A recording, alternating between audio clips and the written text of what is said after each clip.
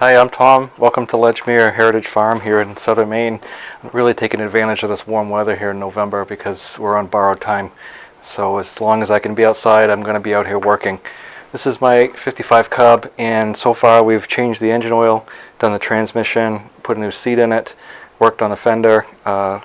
What I need to do now is check the radiator and also the steering. So this one will be pretty simple. Here's your fill, and there's your drain, and here's your level. So we're going to take this one out, take this one out, take this one out, and let it all drain out. Then we'll put this one back in and fill it through this one until it weeps out of this one, and then we know we're full. We're going to use gear oil on that, and as you can see down the snout of the radiator, it's bone dry. So we're going to drain this out and flush it. Who knows how long that's been since that's been done. So we're going to do that next. So we're going to find our drain plug for the radiator, which looks like it's probably right there. But we're going to refer back to the manual here anyway and just make sure that we're doing it right. So let's go find maintenance. Let's see, we'll find antifreeze. One other thing I'm going to do too, I failed to show you this when I changed the oil in it, but this is the air filter cup here, so we're going to take that down and clean that with kerosene and refill that with engine oil. So here we are, maintenance, cooling system. So the fill cap is here. These Cubs are a thermosiphon, meaning when this engine warms up, it just makes steam. The steam goes in the top. It is cooled off, drains out the bottom of the radiator, and comes back in. So there's no water pump on this tractor. So we're going to clean out dirt and sludge, drain. I'm going to take the drain plug out, illustrated 26. So that's where it is. So we were right on that. I just made a trip to Napa. I got a new 6-volt battery because the other one was garbage. So we got some Prestone cooling system cleaner. Got some new hydraulic. Some people buy the 50/50 water and antifreeze, but I don't want to pay for water. So I think the 50/50 is great if you just need to keep some in your car, but you could still mix it up and put it in there. So you just 50/50. Basically, you're gonna need another jug. So we'll find another jug around here and mix it up. We're gonna go half antifreeze, half water, and then we'll test it with the antifreeze radiator tester that I have. And we'll flush it out with this, and then we got some tractor fluid here to put in the touch control. The book calls for a SAE 30 in the touch control system, and a lot of people still use that. And just keep in mind, when these tractors were built, hydraulics were kind of new, and a lot of changes and advancements have been made since then. So I've always put Hytran or some sort of hydraulic fluid in mine. But keep in mind too, if you've got problems with your hydraulic pump, then the hydraulic fluid will ultimately end up in your crankcase. So that's one pro reason for putting engine oil in, is you're going to get if it ends up in the engine oil. But I really believe that hydraulic fluid is designed better for hydraulic systems than motor oil. So that's what we're going to put in there. So let's get this thing cleaned out and start over. All right, the first thing we'll do, I got the cap off here so it'll vent, and I cannot see any antifreeze in there at all. See, righty tighty.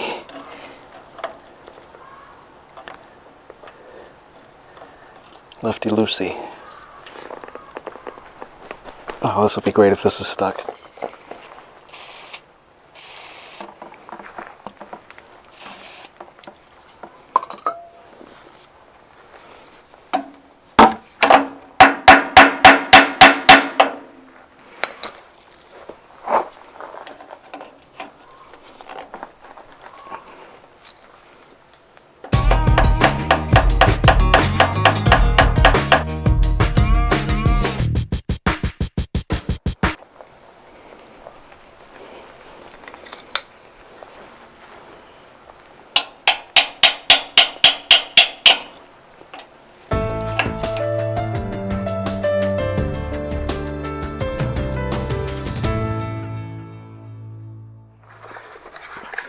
These are really handy to have.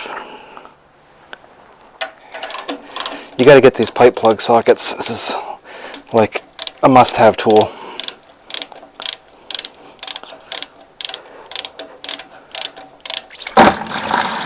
Actually, it looks pretty good, surprisingly. There just wasn't any in it, or not enough. It says it holds, what, 9 3/4 pints, which is about 1.5 gallons-ish. Actually looks pretty good. I guess I don't need to clean it. So I'm not going to strip it out. It looks really good. I'm just going to fill it back up.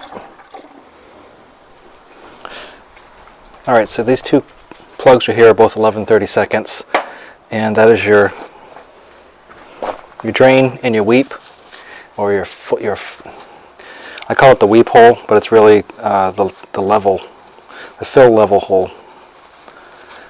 So we'll put the drain back in first, down here. There's just a little bit coming out, but I think I'm going to put just a little bit of oil in there, just to kind of flush it out a little bit.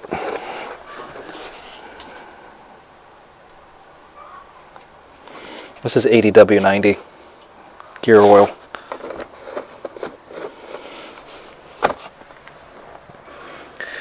Usually what it does, if this cub was on a flat surface, it would run right out here.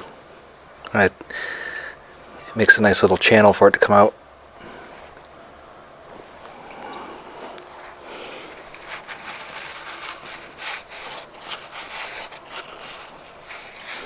Just make sure you wipe all your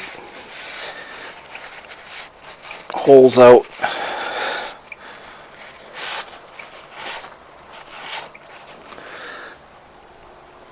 And we'll put that plug back in.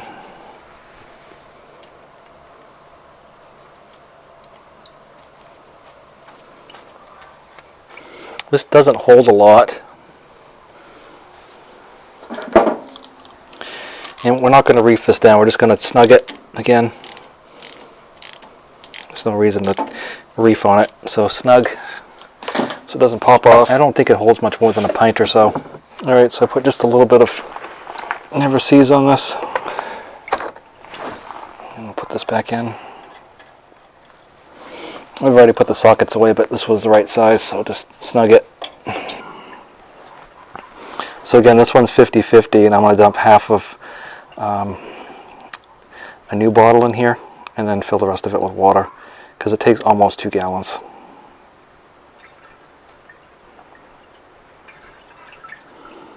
Now with that radiator flush, it's very important that you put the radiator flush in, you fill the radiator up with water, and you run it for a while, 10 minutes for a light cleaning, like 4 hours for a deep cleaning. But then you want to make sure you drain it. You can't let it freeze because it'll blow your radiator, and some people have stitched this whole front of the cub right here because it froze, the water froze in there, and it just broke this casting. We have these stupid mud wasps here in Maine, and they make a mess of everything. We'll check it. So this is good to, so negative 34 Fahrenheit, I guess that's fine. You can see that.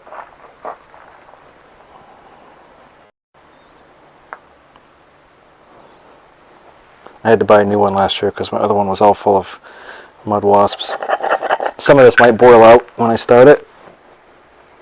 There's an overflow hose right here anyway, and when it warms up it may puke a little bit out of the side. Here's my fender. It's all nice and pretty, I guess. This is not the same fender that was on it, this is a different one. And you know, the cool thing about Cub fenders is they're the same on both sides. So here's my Never Sees. It's Case New Holland, so at least I'm putting the right stuff on there. I'm using stainless steel. These bolts look a little long, but there's about this much steel on the fender, and about the same amount that's just kind of like a sleeve on the rear end of the tractor itself before you even get to the threads. So it's probably at least 3/4 of an inch in there before you even hit anything to screw into. So I wanted to make sure I use the same count going back in that came out.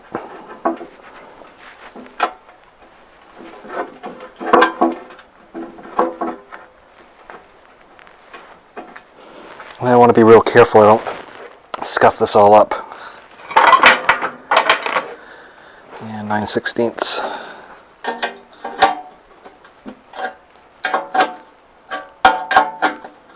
So I'm going to grab a socket and I'll be right back.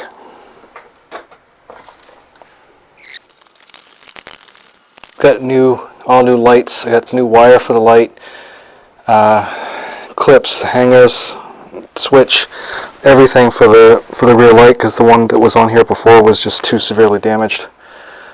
So it went in the junk pile, and we're going to replace that with all new stuff.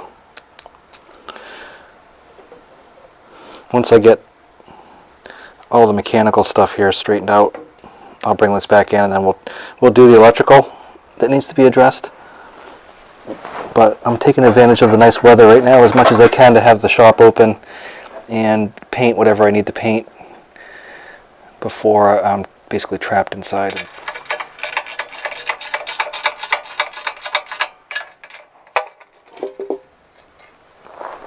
The next thing I've got the right control rod here that goes on, or the correct one I should say. So it goes like this. A lot of people get confused how it goes on, and so it looks like, you know, this is too small, like it should go up here. So we'll put a bolt in it. It looks like a 1/2 inch bolt that goes in there.